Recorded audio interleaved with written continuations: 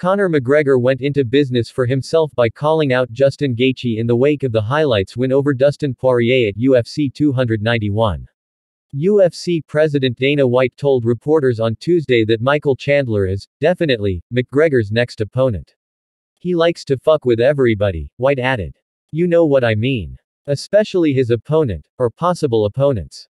McGregor wrote, Justin, I'll slap you around, in a since-deleted tweet after the July 29 event. This prompted a response from Gaethje during the post-fight press conference. I like to fight big fights, so it sounds pretty exciting to me. I'm not gonna fight someone on steroids, Gaethje told reporters. I've never taken steroids in my life, never will, and I don't want to fight someone that's cheating. And I probably shouldn't say that if I want the fight, but it's the truth. McGregor has never tested positive for steroids during his professional fighting career, but a picture he posted on social media in 2022 led to baseless speculation he might have been using illegal performance-enhancing substances. There was some confusion last year because McGregor hadn't been tested by the United States Anti-Doping Agency through September.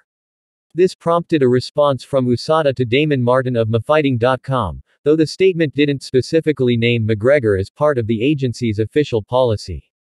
Once UFC athletes are enrolled in the testing program, they are subject to testing, even when not competing, unless they notify the UFC of their retirement, their contract is terminated, or they are otherwise removed from the program. In the event of an athlete's return to the UFC, they are required to remain in the USADA testing pool for 6 months before they are permitted to compete. Similar to World Anti-Doping Agency rules, the UFC may grant an exemption to the 6-month written notice rule in exceptional circumstances or where the strict application of that rule would be manifestly unfair to the athlete, but in both cases under the UFC rules, the athlete must provide at least 2 negative samples before returning to competition. We do not comment on the testing pool status of any particular athlete. McGregor had been out of action since July 2021 when he suffered a broken tibia in his bout against Poirier at UFC 264. White confirmed in October 2022 the Notorious would need to undergo 6 months of drug testing and provide at least 2 negative tests before he could fight again.